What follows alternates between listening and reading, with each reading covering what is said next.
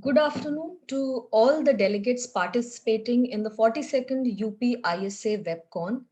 It is indeed very heartening that even in these difficult times, the flag bearers of the society have kept up with the tradition and have organized this wonderful academic feast online.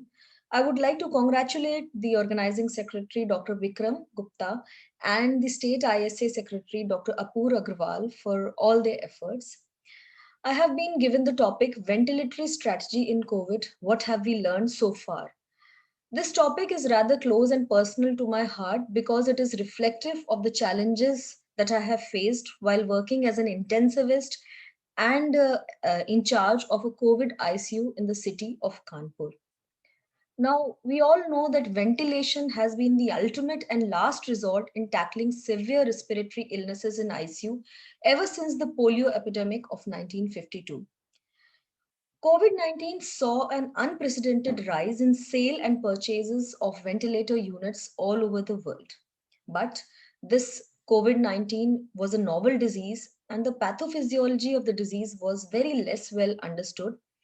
And so, in the absence of a clear cut evidence for ventilatory strategy in very sick COVID patients, intensivists and anesthesiologists everywhere applied the same conventional wisdom of the lung protective ventilation protocol, which they had picked up from the knowledge of how they had managed viral pneumonias and viral ARDS in the past.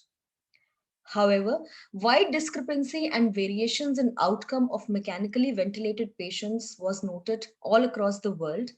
And as we know that anything that is associated with COVID gets a lot of attention very soon. So, dismal outcome with this conventional lung protective ventilation protocol was reported and noted not just by the medical fraternity but media also large and wide, and everybody started asking the same question, that was ventilator killing the COVID-19 patients. Look at all these reporting in the various news portals, which rather tend to implicate that ventilators were a life saving machine or they were a killing unit. So, this gave rise to a few pertinent questions, that is COVID ARDS different than conventional ARDS? Secondly, the problem is with the ventilator or the way we were ventilating the patients. And thirdly, which aspects of the restrictive lung protocol can be replicated in COVID RDS and which aspects are best avoided? So, a little bit about the conventional ARDS. We must know that ARDS itself is not a disease, it is not a single disease. It is rather a heterogeneous mixture of various diseases.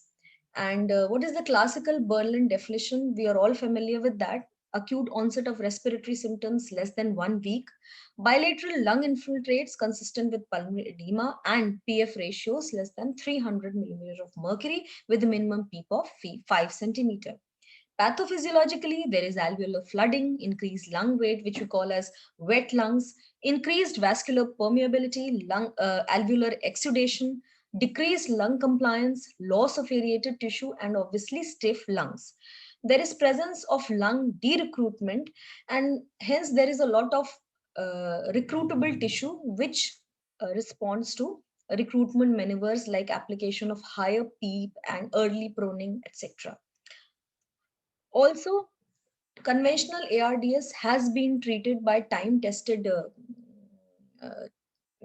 methodologies like low tidal volume and longer inspiratory time to decrease stress and strain on the lungs, and early prone ventilation and a little bit higher PEEP in order to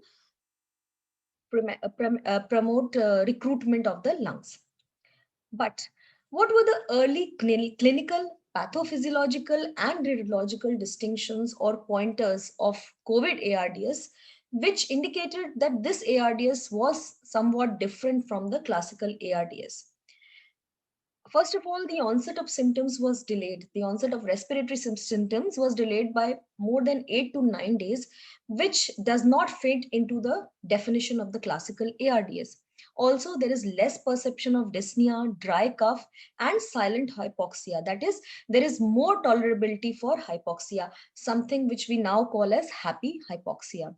And high lung compliance and high minute ventilation was noted in COVID ARDS, which was in stark contrast to the presentation of the classical ARDS. Again, in CT, profound ground glassing was reported, indicating interstitial rather than alveolar edema. Also, very high race coagulation parameters like D-dimer indicated possible intense coagulation CASAR. In fact, the lung autopsies of several of these patients described intense pulmonary microthrombosis and microangiopathy. In one of the preliminary studies reported, this microthrombosis was 9 times higher than that in influenza ARDS. So, one of the earliest communication regarding this was by the affiliate hospitals of GMU University of China, where this all really initially began. And in their communication letter to the American Thoracic Society, they hinted that the COVID ARDS was different from the classical ARDS and that low tidal volume was not the best strategy in COVID-19 due to remarkably increased dead space and profound hypercapnia. Also, it was Gattinoni and his co-workers who initially raised the alarm that COVID-19 did not lead to a typical ARDS, and they advocated lowest possible PEEP and gentle ventilation. This was a feature of the editorial in the Journal of Intensive Care Medicine. Again, Marini and Gattinoni et al. Even went to the extent of describing two distinct phenotypes of COVID ARDS, the L type, which was the atypical ARDS and in majority, and the H type, which was a minority kind of ARDS, which behaved as classical ARDS. And both these different phenotypes, according to them, needed different ventilatory approaches. This was published in JAMA in June 2020. Now, tabulating the difference between classical ARDS and COVID ARDS, obviously in classical ARDS, there is more alveolar damage, alveolar flooding, and the compliance of lung is very poor. Whereas in COVID ARDS, there is more of interstitial damage, preserved lung compliance. In classical ARDS, primarily hypoxia is due to alveolar exudation and pulmonary edema, whereas in COVID ARDS, hypoxemia is primarily due to loss of lung perfusion and ventilation perfusion mismatch. Again, as I told, in conventional ARDS, there is less of pulmonary microthrombosis reported, whereas in CARDS, there is widespread pulmonary microthrombosis and microangiopathy, which leads to a loss or blunting of the protective hypoxic pulmonary vasoconstrictor drive. And in classical ARDS, there is less of aerated lung tissue, and therefore high lung recruitability is reported, which responds well to recruitment maneuvers like application of PEEP and prone positioning. Whereas in conventional ARDS, there is already a fair amount of aerable lung tissue, so the lung recruitability in itself is very poor. Now, all these findings were again reported in an article published very recently, as fresh as November 13th of this month in the reputed journal Lancet, where they described that the pathophysiology of COVID-19 associated ARDS was somewhat different from the classical ARDS. Now, what do all these differences materialize into? These different differences materialize into problem with conventional ARDS ventilation protocol when it is applied to the COVID ARDS patient. Hypercarbia or hypercapnia is a consistent and prominent features in all mechanically ventilated patients almost. And this hypercarbia is even more exacerbated when the low tidal volume strategy is applied due to a very high pulmonary dead space. And higher level of PEEP do not improve oxygenation due to absence of lung recruitability in the COVID ARDS patient. Rather, it can promote dangerous hypercarbia. Also, lower IE ratio and increased inspiratory time, which is evidence-based ventilatory strategy in classical ARDS, is not of any benefit in the COVID ARDS. Rather, it does not improve oxygenation and it promotes hypercapnia. Now, we all have been taught that early invasive ventilation is the norm in the classical ARDS, especially in moderate and severe kind of ARDS. But here in COVID ARDS, early invasive ventilation in patients with severe hypoxemia did not really give us favorable outcomes. So, obviously, till date, there is a lack of clear cut COVID ventilation protocol, and evidence is still in very nascent stage. So, initially, we lost three patients very soon when we applied the conventional ARDS protocol in these patients. All these patients had profound and rapid hypercarbia soon after mechanical ventilation. Subsequently, we were forced to use a revised protocol for ventilation. And we noted that there was a higher tolerance for hypoxia in non-dyspneic patients, and we used ventilation and delayed it and used it only when other methods like high flow mask, HFNC, and PSV NIV failed. A moderate tidal volume of 7 to 8 ml per kg was applied in these patients, which is in contrast to the traditional low tidal volume of 4 to 6 ml per kg in classical ARDS. And of course, the aim was to keep plateau pressures less than 30 centimeter at all times. Lower PEEP of not more than 7 centimeter of water was applied, and instead of increased inspiratory time, we prolonged the expiratory time and kept the I ratios at around 1 is to 3 or 1 is to 4.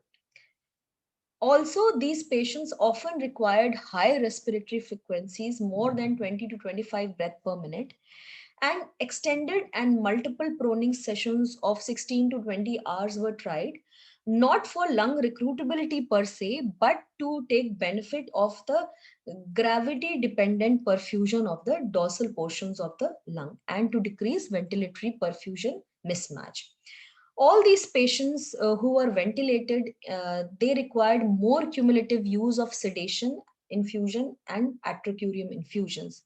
Of course, weaning was very slow, it was very guarded, prolonged, and cautious.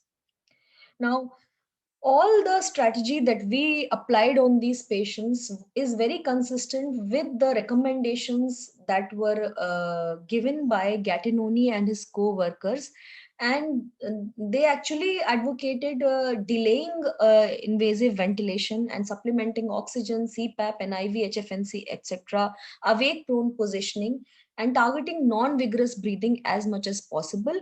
And in vast majority of COVID ARDS patients, they advocated the use of lower PEEP and also giving more liberal tidal volume of 7 to 9 ml per kg and considering prone position as needed. Now, what was the outcome of the next 23 mechanically ventilated patients? Now, with the revised strategy, 10 of our patients responded to this strategy and was successfully and gradually weaned after a long ventilator course. 6 patients died of complications related to COVID such as pneumomediastinum and failure to wean. Remember that these deaths were all delayed deaths, and none of the patient died immediately after the revised ventilation protocol. Also, 5 patients died of factors unrelated to COVID, such as ventilator associated pneumonia, myocarditis, and renal failure. So, what is the take away message that I would like to focus on? We have to remember that in a vast majority of patients of COVID-19, the pathophysiology is very distinct and is in contrast to the classical ARDS of other origins. Of course, evidence regarding the best and optimum ventilatory strategy is very scanty. It is in nascent phase and is still in process of evolution. What we have to remember, although, is that sudden and profound hypercarbia is a dangerous and an almost consistent phenomenon in almost all mechanically ventilated CRDS patients. So, when ventilating these patients, we have to remember that we have to set ventilator based on individual pathophysiology of the patient and not based on a protocol that is designed for multitudes. Thank you very much for your time. I'll be taking questions now.